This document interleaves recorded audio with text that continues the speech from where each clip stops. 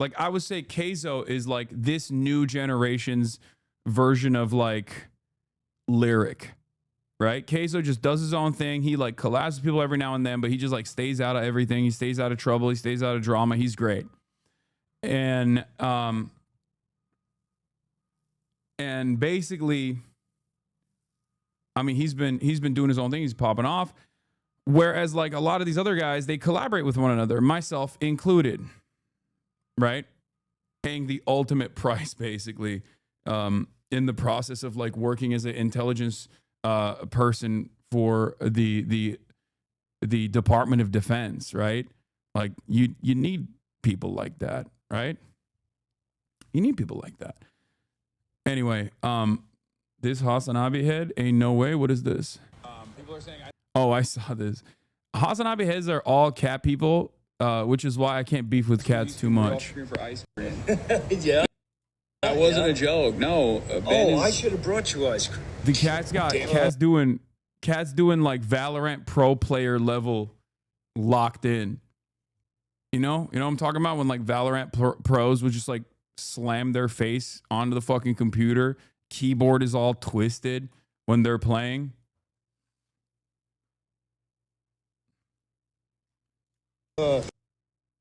Anyway, let's blast off. There's a lot that there's a lot going on in the world. Let's pop in. Let's lock in. Let's do it.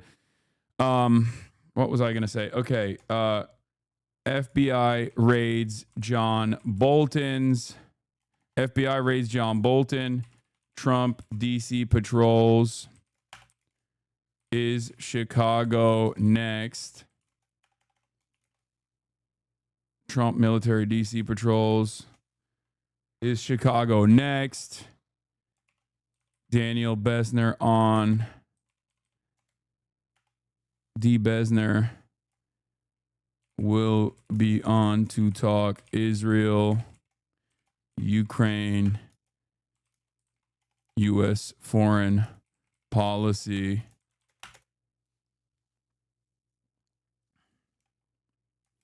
And later at 3 p.m., we will conduct the annual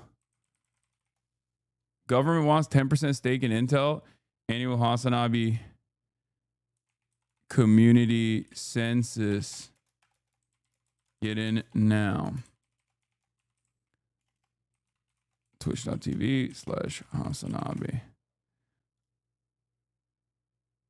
Oh yeah, also Cracker Barrel has fallen. That's a fire schedule for Census Day. Will we have to fill anything out? No, it's just doing polls in the chat. We always do it in the chat polls. That's how it works. All right, boom, boom, boom, boom, boom, boom, boom. Let's do it. Let's do it. Let's do it. Let's get it twisted. Let's get it twisted. Sell census data to Palantir. Yeah, everybody always is like, wow, what are you doing with the census data? It's just a community thing. Okay, that's it. 3 p.m. PSD or ESD. There has never been a moment where I've ever fucking given you ESD. Even when I'm in ESD time, even when I'm in the East Coast, I still go off of PSD time. Okay, don't ask me that question. Don't do it.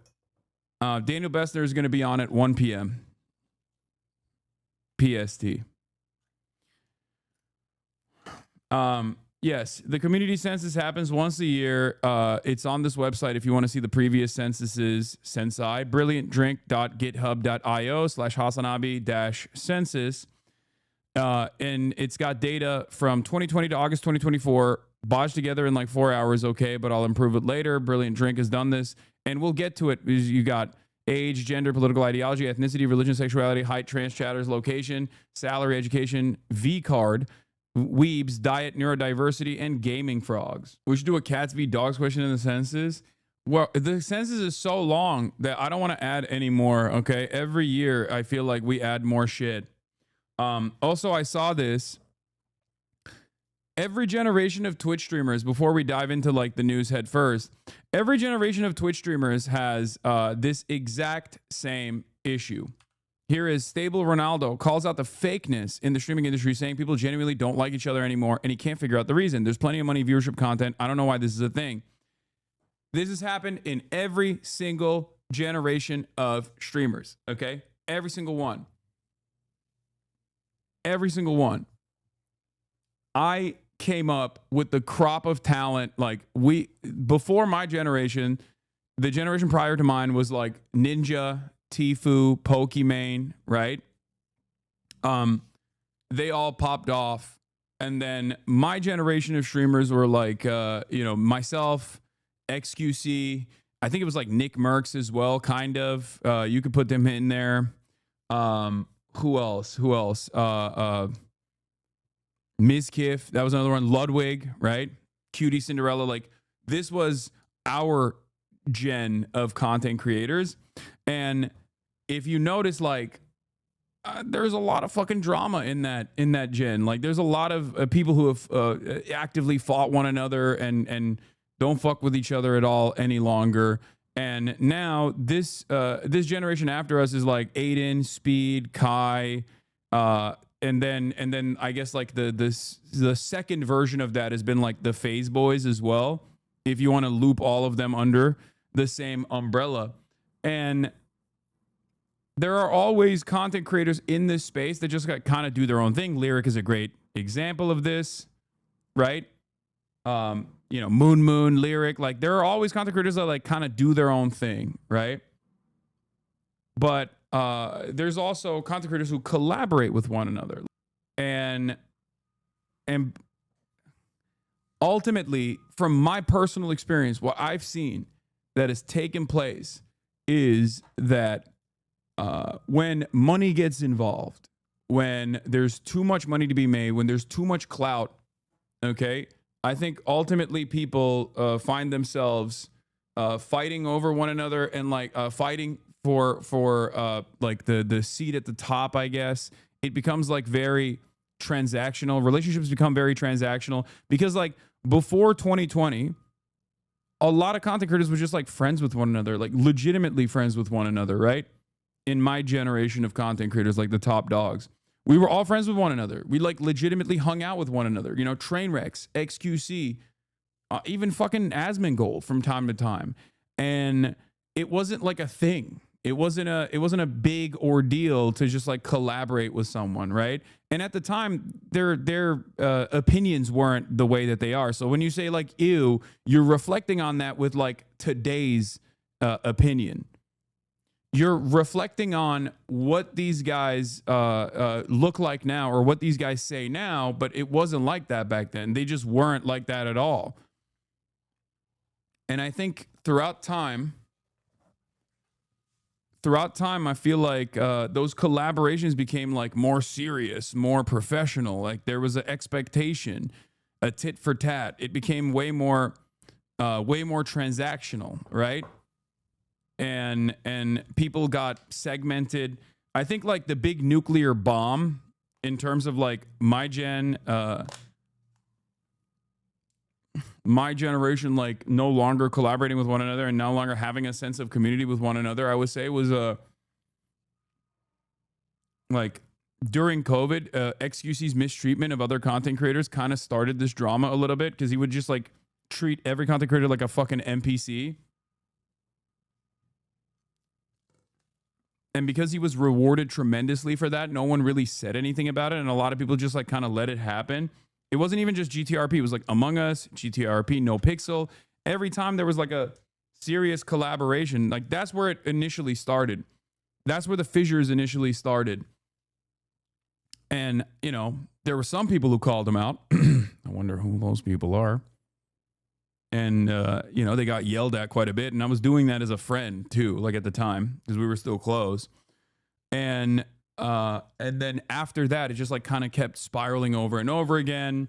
Then there was the Kick ordeal. A lot of these guys were getting money from a crypto gambling casino online. And, of course, when financial interests come into play, there's also obviously like people that want to protect their bag. And then Kick gets created as a website after stake.com is banned off of Twitch. And in the process, a lot of the people that went over there was they had a lot of animosity. They had a lot of anger towards those who didn't. And then I think like the big nuke obviously was the Miskiff train wreck stuff, right? And it just imploded, and no one ever. People became extra cliquey, and no one ever hung out with one another the same way ever again after that. But that was just my gen, right? A long, convoluted, complicated Twitch history. And now I think this is happening for these guys as well a little bit, you know? That's the smallest one here. I don't think my take on this is, I actually have a take. Let's start. Oh, should I start starting? Is very cloud driven. Ludwig talked about how so many creators talk to him after streamer games about not being invited, including Neon. That's so funny to me because like I've been friends with most of the people that were there for literally like the past 6 years. Okay, including all the new talent. I'm pretty friendly with them, and I'm not upset. You know what I mean? Like, who the fuck is someone random getting upset after like never having any relationship whatsoever with these people? I'm not even fucking upset because I understand, like, you know, you have to fund these big initiatives, and some of those companies that fund these big initiatives are obviously going to be companies that work with the state of Israel and are not too fond of my commentary on that same state of Israel, or even actively fund Donald Trump's big, beautiful bill.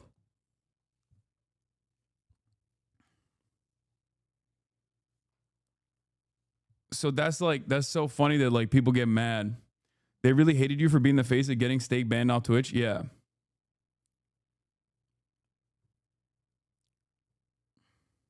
Myself into this a little bit.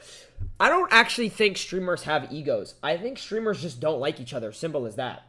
And it's not based off egos. It's just based off they just don't like each other. And people fake friendships. And put question marks all you want. I'm going to be honest. I just don't think people like each other. I don't really know why. I think this shit, there's plenty of money for everyone. There's plenty of viewers. This is the healthy attitude to have on this, for the record. I do think there's a lot of ego involved as well. But I think there's a lot of clout. There's a lot of ego. There's a lot of money. There's financial interests involved as well. And once like money, in my experience, what I have realized is once money is a part of this process and people get driven by that financial imperative, as opposed to just like taking, taking whatever money you're making and like being excited at the prospect, being excited at how fortunate we are to even be at this position, instead of just like actively just like hanging out with friends and trying to make people trying to entertain people. It turns into this like transactional relationship. Like who can I do this with? Who can I get clout off of? That kind of thing. I can't imagine having to pretend to like my coworkers to make more money. I am fortunate enough to have never had to do any of that. You act like it's not a job.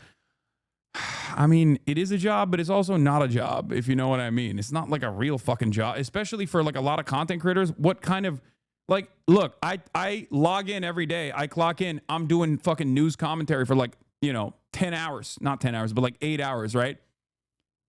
A lot of these guys are just hanging out. They're fucking playing golf. They're rizzing girls up. You know what I mean? Like it's a job in the sense of like, it's still supposed to be entertaining. You're supposed to be doing that.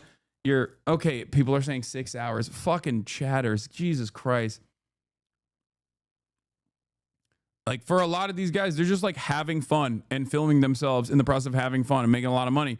And it's amazing. And I say this as someone who thinks my position, which is definitely a little bit more serialized and a little bit more serious than what these guys are doing, as an unimaginably, immensely fortunate, immensely privileged position to begin with as well. So anyway, no love for Wubby7. Wait, what do you mean? What happened? No, dude, what are you talking about? Wubby's doing incredible shit with Will right now.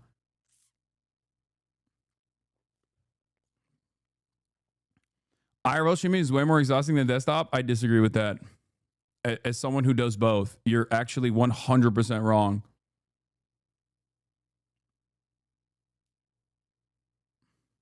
Leaked? What? I didn't leak shit. He said that's true.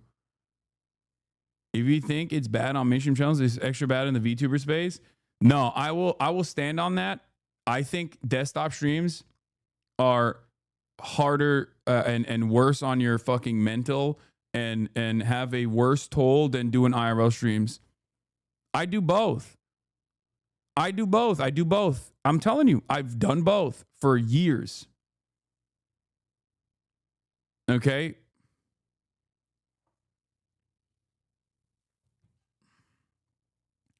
One of the best aspects of Twitch was that there is like a big community here, you know? There was a massive community here where content creators would like genuinely get together and hang out and have fun.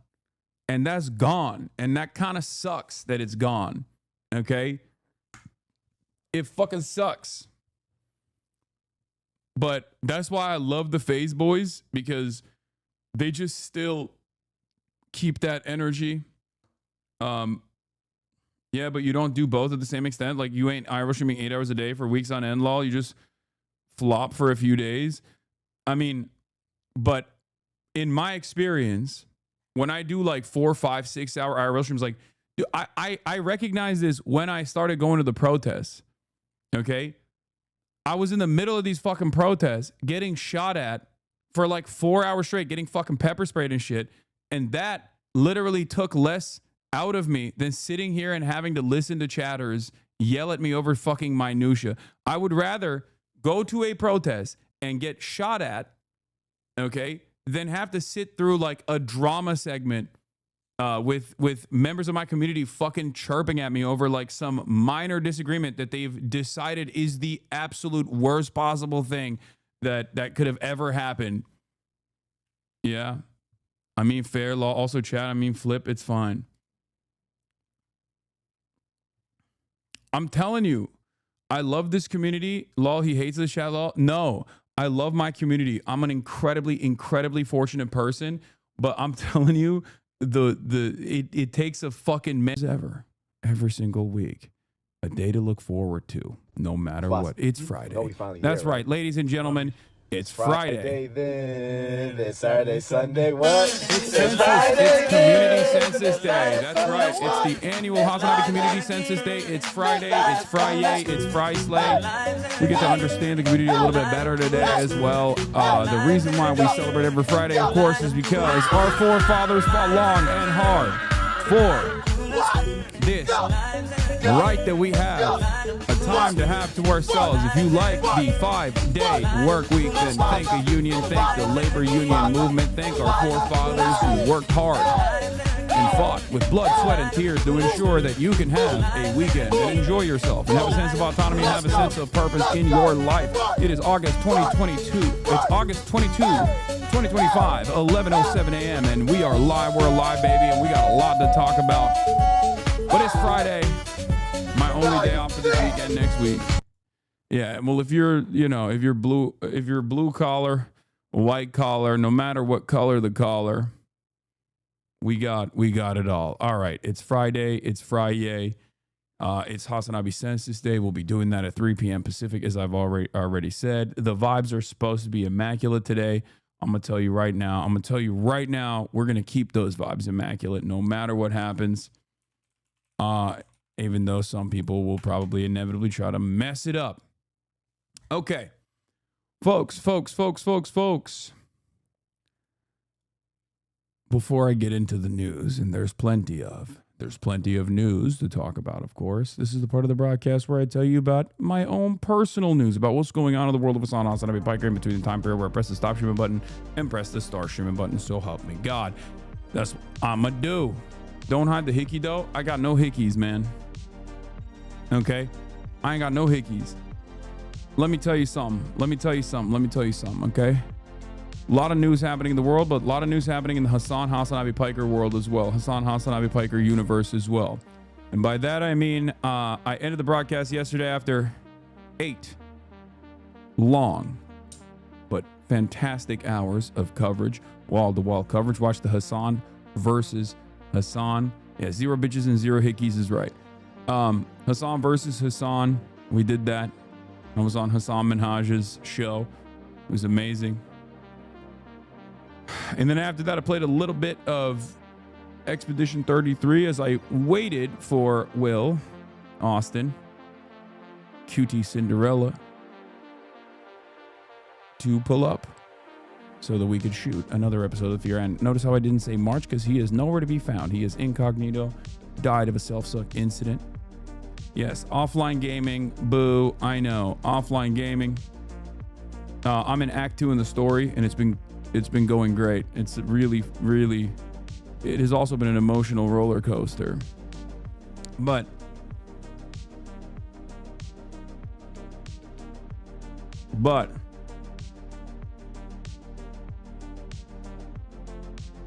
did you fuck up a Tres Leches cupcake? I fucked up too.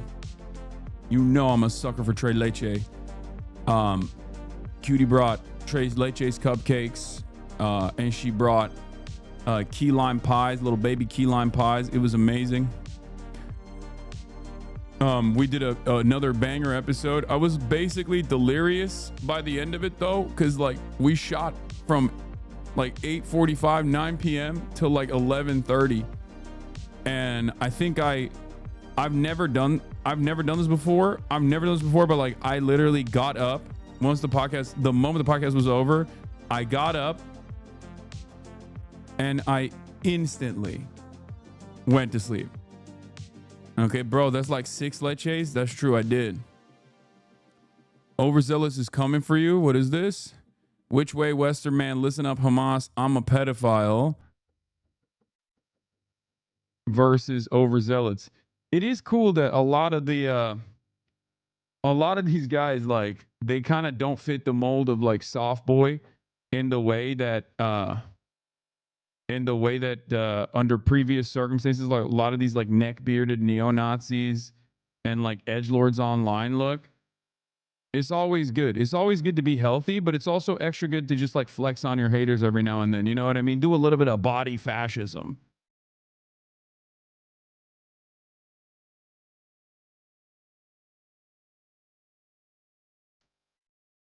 It doesn't hurt to be able to put up big weight. And speaking of big weight, after the Fear Am podcast was over, I went to sleep instantly, woke up early in the morning, as always, immediately went and worked out.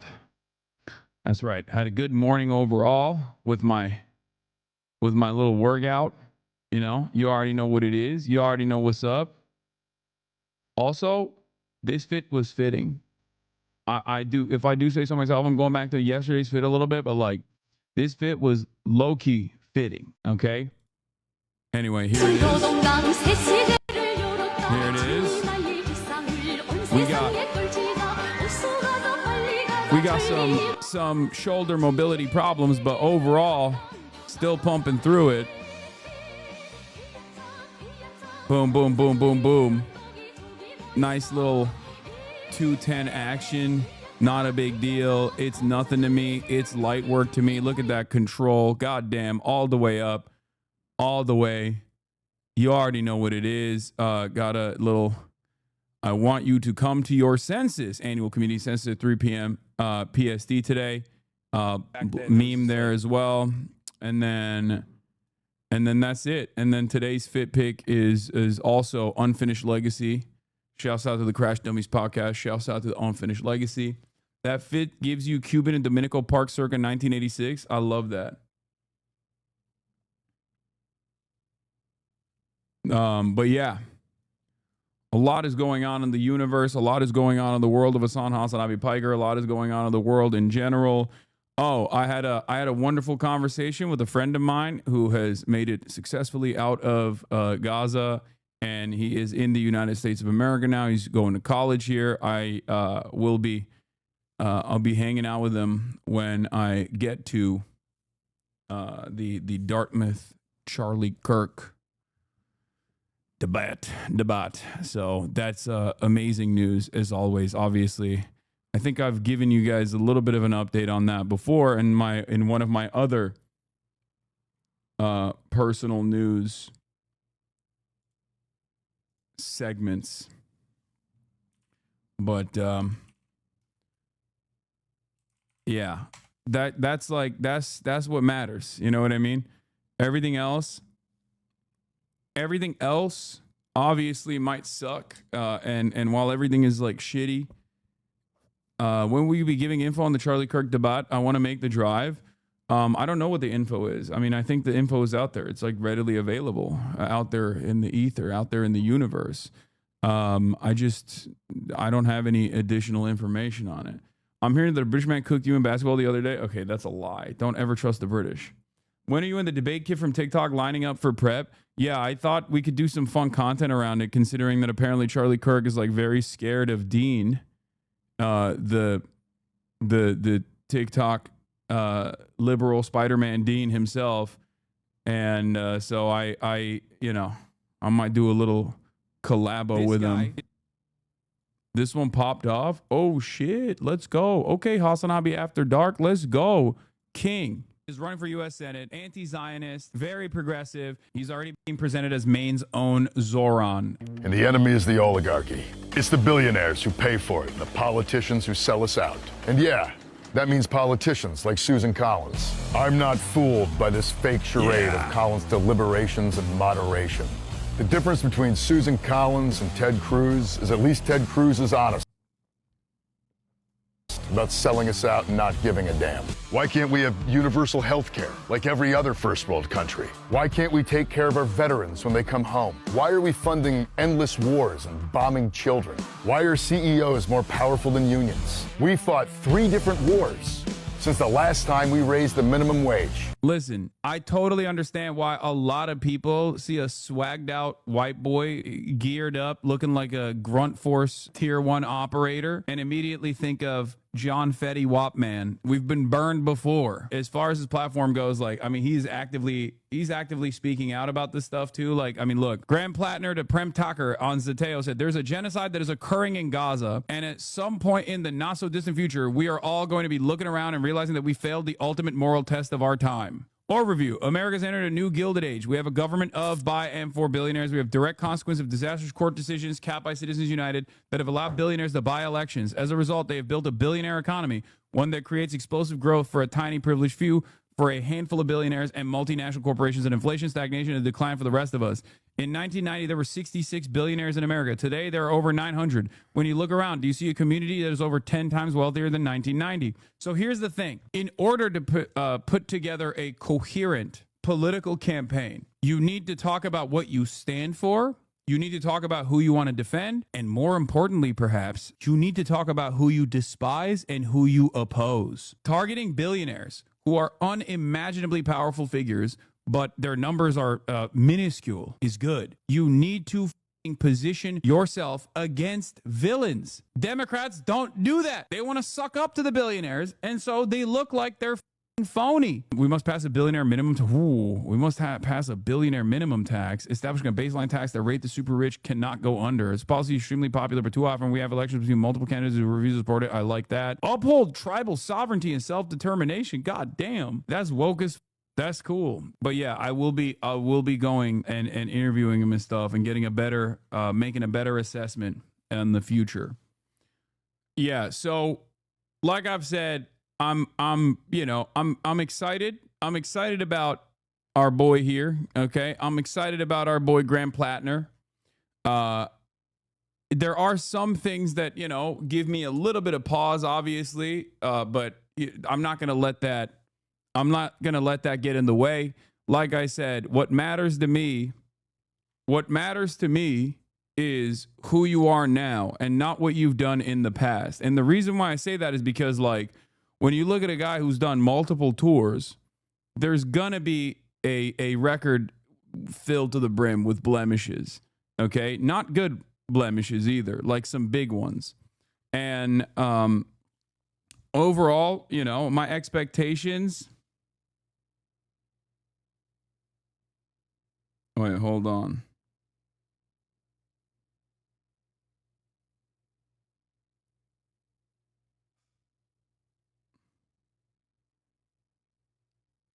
One second.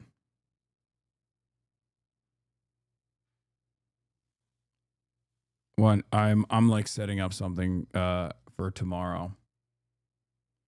You should definitely watch the Majority Report.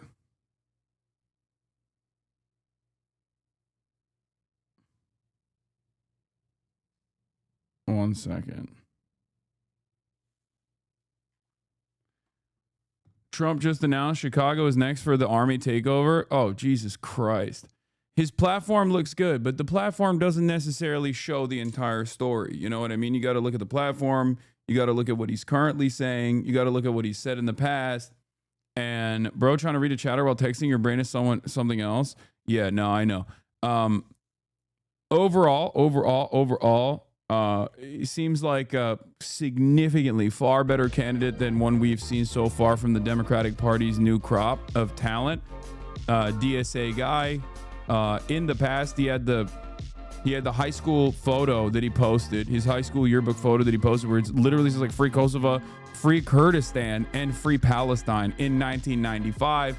So that's like, as I said already, that is the most like quirked up white boy. Of course, what gives you pause about him? Multiple tours, including, I believe, potentially a Blackwater, like, or I don't even know if it was Blackwater, but like he did some PMC work. So that immediately worries me a little bit. That worries me for sure. But like, if you think that's like, if you think that in and of itself is like indicative of him like being a federal agent or whatever, no. I don't think the American government is working on disrupting leftist movements in this country because they've already had tremendous success overall. Why would they fucking actively try to disrupt the left when we're doing it to ourselves anyway?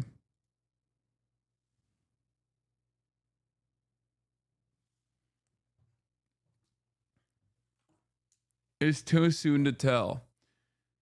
This is why former vets give pause. Look at this dumb fuck.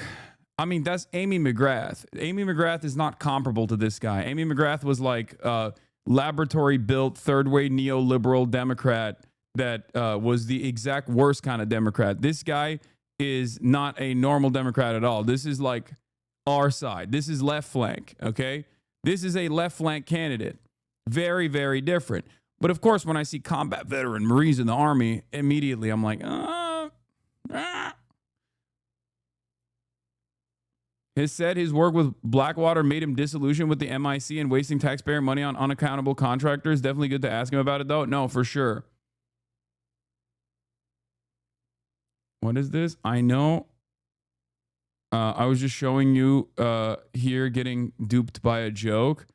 This is just the first domino to fall. Just got off the phone with somebody who says Circus City is closing all stores in California next week. Hey, Jordan, Circus City doesn't have any stores in California or anywhere for that matter. It's online only. Why are you spreading disinformation? That's a joke. Oh my God, this person is so dumb. Apparently, I did miss the joke. That happens.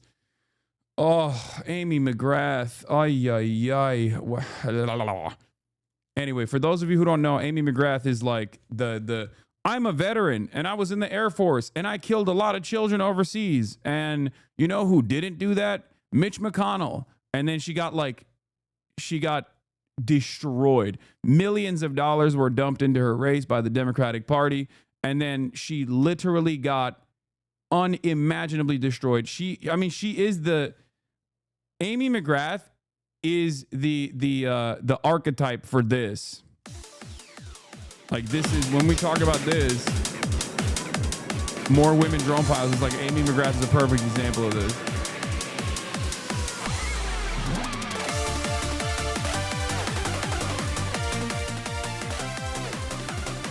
Hashtag girl boss, gay women drone pilot, hashtag girl boss is literally Amy McGrath.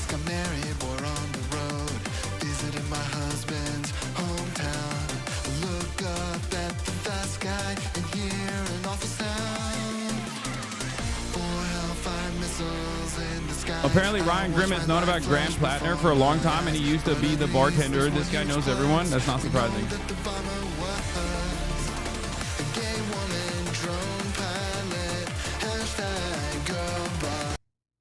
So yeah, The Democratic Party has never shied away from pushing these like lab-made neoliberal conservative Democrats in every fucking state, whether it be like deep blue districts, whether it be red districts, even if they lose over and over again, which they do, they consistently lose, and they still push these guys. They think like, oh, well, the optics of like a person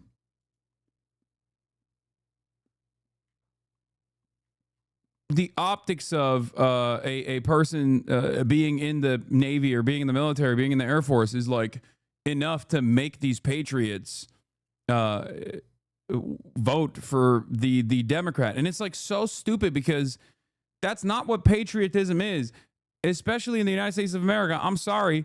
Ain't nobody gives a fuck about anybody's vet status beyond just saying, oh, thank you for your service. That's it. Look at the way we treat veterans in this goddamn country. No one cares, okay? No one fucking cares. There's no better example of this than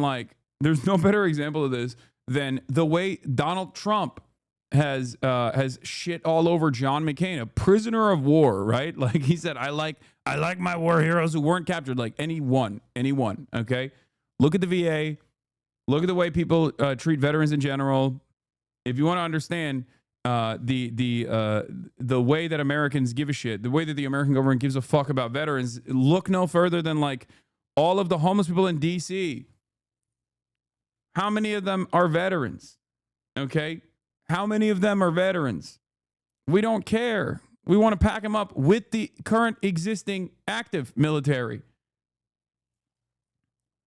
That's wrong. Vets care about vets. Vet orgs are amazing. No, but I'm talking about the government. I'm not talking about dudes that are veterans themselves. I'm talking about the freaking government. All right.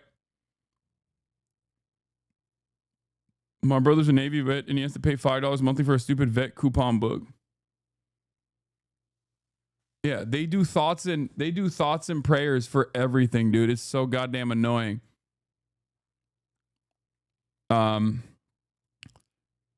We do care. That's why we have to pretend we don't know they're vets. Oh, okay. Yeah. Didn't they make active duty sleep on the floor to protect federal buildings during the ICE protest? Yeah, I mean, that was kind of funny. But anyway, the whole point is, wait, what is this? Grace Spellman, writer, screenwriter, professional music discusser. Awesome moment today seeing this tweet and thinking, wow, that looks like my cousin Graham from Maine, who I haven't seen in forever. And then 2 seconds later being like, wait, I just wish all the dead commie relatives on that side of the family could see this / haunt Susan Collins on his behalf. So he comes from a commie family. I mean, that kind of makes sense if he's like literally putting up a most likely to start a revolution in his high school yearbook. It says most likely to start a revolution, and he's pulling up a Free Palestine placard. It kind of makes sense. Why the fuck did he join the army then? Dude, I don't know when or how I can explain this to people. I don't know if it's like middle class or upper middle class background people that like simply don't understand this, but and I'm not saying this to just like excuse the American military's behavior by no means, but it is one, especially for his age group, probably post 9/11 fervor. Okay. And beyond that, there's an active initiative to recruit as many people as possible within the poverty draft structure that exists already. It's upwards mobility. It's like giving you European social democracy style amenities that should not be amenities at all. I don't know what his personal story is, but it's a job program. It's a jobs program. The problem is, of course, what that job is. The problem, of course, is the output, right? The output of like the American military is just like complete dominance of the third world, complete dominance of the global South. So the reality is a lot of Americans were hopped up on crazy amounts of patriotism post 9/11. Like The only reason why I don't have that kind of attitude is because, you know, I'm Turkish. Like, I was in Turkey when it was happening. So I was on the other side of the fucking equation. But like, I know that most Americans that are my age, they weren't woke at all about fucking Muslims or whatever. They were absolutely brain broken by 9/11. They were just like, we have to kill every Muslim on the planet. And that animosity clearly has not gone away. There's like, it's still something that I have to fight on a daily basis, right? It's nowhere near as like, the fervor is nowhere near as bad as it was that led to tremendous amounts of military recruitment in the aftermath of 9/11. But it was some crazy shit. Like even like Russia's invasion of Ukraine, which seemingly was a moment where like a lot of American society got together and were like, oh, we have to defend Ukraine or whatever. And then there was like a lot of media initiatives to push for this as well. And that doesn't come anywhere near, I think, the environment post 9/11, the environment in the immediate aftermath of 9/11 and the years that carried on after 9/11, where people were just like hopped up. They were just looking to do hate crimes.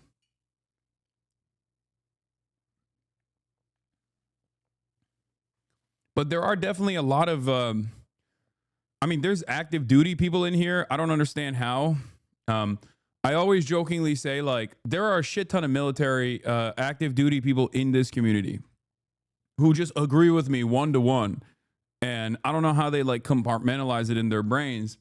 But then there's also a shit ton of veterans in here, which makes a lot more sense. You've done the service and you fucking hated it. And now you're like a left flank vet.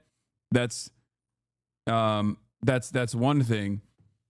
I always jokingly say, like, probably the one group of people that don't actually watch me, it is community census day, so we can figure it out, is probably cops.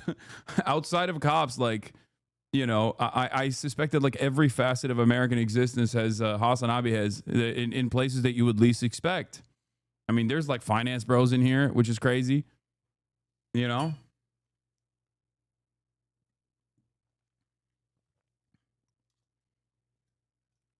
But it's so different because 9/11 and the internet didn't really exist. So everyone was still fully in the fold of State Department propaganda. 9/11 took place in a time when the mindset was far more like the 60s and 80s than the mindset today. I agree with you. Yes. I agree with you. There's definitely a few cops that watch you, but like transit police type cops, maybe like European cops. You got some in the IC. I mean, there's hella members of the intelligence community that are in here. Some are in here because they're fans, and others that are in here because that's their job. So there's definitely a lot of people in here from that background, from that community, for sure. Okay, for sure. Yeah. Swedish cops watching and being like, this is crazy. What are American police doing? Yeah, I talked about the weirdness of the Dems pulled in the Democrat Farm Labor Party in Minnesota, and it was really messed up. We'll cover it a little bit further today as well. It is different for leftists, I guess, to be more lenient with American war machine people compared to the IDF. Yes. But even then, this is like a big point of contention with me and like some other people, but like, I don't give a shit what people have done in the past, as long as they are atoning for it, is always going to be my advocacy, because I believe in rehabilitation first and foremost. But then outside of being a firm and committed believer in rehabilitation, I also feel like there's an air of hypocrisy if we were to just like act as though people are not consistently victim to their social conditioning that leads them to do horrifyingly violent things without even recognizing the violence that it's bringing about. So as long as someone actually breaks through that in the process of engaging in these sorts of actions, and then actively works to atone for those things, and actively works against the systems that are contributing to further violence, then you're good. You know what I mean?